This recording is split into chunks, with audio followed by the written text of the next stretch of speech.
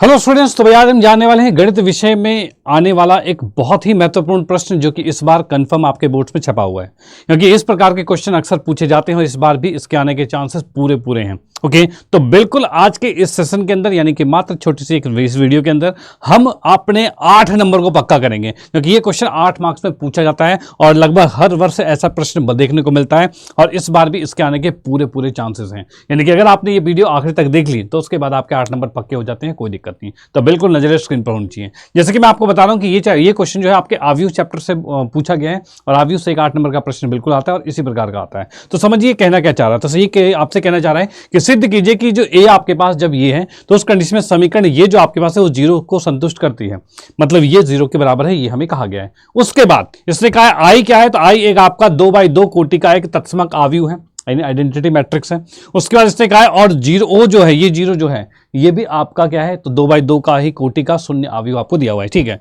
अतः इतना ज्ञात करने के बाद, इतना सिद्ध करने के बाद आपको बताना है कि इसकी सहायता से आपको ए का प्रतिलोम भी ज्ञात करना है, यानी ए इनवर्स भी ज्ञात करना है। अब हम जानेंगे कि ये पूरा प्रोसेस होगा कैसे। ठीक है, क्योंकि भैया जैसे मैंने बताया बहुत इंपॉर्टेंट है, तो नजर एकदम स्क्रीन पर होनी चाहिए। तो यहां पर मैं आपको बताऊं कि सबसे पहले जैसे कि हम देख पा रहे हैं इसके हल पर जब हम आते हैं तो इसके हल की अगर हम बात करते हैं तो यहां पर देखिए हम देख पा रहे हैं कि हमें रिक्वायरमेंट किसकी है, तो भाई ए स्क्वायर माइनस 5 है और 7 आई। ए हमारे पास क्या है, तो ए की अगर मैं बात करता हूं तो ये है 3 माइनस 1 और 2 आपको दिया हुआ है। ठीक है, अब इसमें क्या चीज़ की जरूरत है, तो भाई ए स्क्वायर की जरूरत है। ए स्क्वायर कैसे निकालेंगे, तो ए स्क्वायर के लिए आप इसमें ए जो आपके पास ये दे रखा है और इसी को दोबारा से ए के साथ गुणा कर दोगे, दोबारा से गुणा कर दोगे। ठीक है, इसको आपने गुणा किया तो क्या दिख रहा है, पहली पंक्ति पहले सम से यानी 3 3 9 है और एक माइनस 1 आ रहा है। ठीक है, ये आ गया। फिर इस पहली पंक्ति को दूसरे सम से 3 एकम 3 आ गया और 1 दूनी 2 आ गया। चलो ठीक है, इसको इससे करेंगे तो भाई -3 आएगा और माइनस में 2 आ जाएगा। चलो ठीक है, इसको इससे करेंगे तो भाई -1 आएगा प्लस में 4 आ जाएगा। ये बात आपके सामने आ चुकी है, कोई दिक्कत परेशानी नहीं। ठीक है, अब इसको जब मैंने सॉल्व किया तो 9 में से 1 गया तो कितना बचा, तो भैया ये बचा है 8। 3 और 2 कितना है, 5 आ गया। यहाँ पर ये कितना है, -5 आ गया। इसकी बात करें तो 3 आ गया। ये आपके पास ए स्क्वायर आ चुका है। चलो ठीक है, ए स्क्वायर आ गया। नेक्स्ट हमें किसकी रिक्वायरमेंट है, -5 ए की, यानी कि हम बात करते हैं 5 ए कितना होगा, तो 5 ए का मतलब ये है कि आप इसको 5 से गुणा कर दो। 5 से गुणा मतलब 5 से 15 हो जाएगा और ये 5 हो जाएगा और ये -5 हो जाएगा और ये 10 हो जाएगा।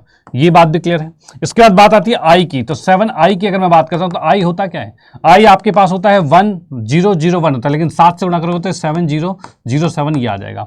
अब जैसा कि क्वेश्चन में कहा था इसको 0 के बराबर संतुष्ट करना है, यानी कि अब हम क्या करने वाले हैं, तो अब मैं यहां पर नेक्स्ट पर आऊंगा कि भैया हमारे पास आता है ए स्क्वायर माइनस में 5 है और प्लस में 7 आई की हम बात कर रहे हैं। ठीक है, जो कि आपका लेफ्ट हैंड साइड है। भाई लेफ्ट हैंड साइड को हमने ले लिया।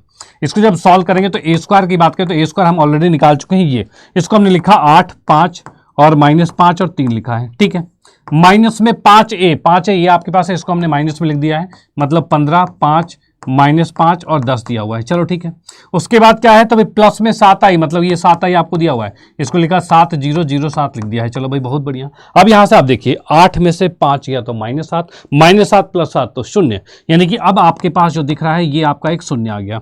नेक्स्ट 5 में से 5 गया 0 और 0 0 ही रहेगा। नेक्स्ट -5 में से माइनस हुआ -5 तो ये भी 0 हो जाएगा, 0 लिख दिया है। फिर ये 3 में से 10 गया तो -7 और -7 प्लस 7 यानी कि 0, यानी कि आप ये देख पा रहे हो ये वाला पूरा का पूरा 0 के बराबर हो चुका है, जो कि हमें सिद्ध करना था, हमने सिद्ध कर दिया। यहां पर हमारा आधा क्वेश्चन खत्म होता है। ठीक है, कि हमने इसको 0 करना देख लिया।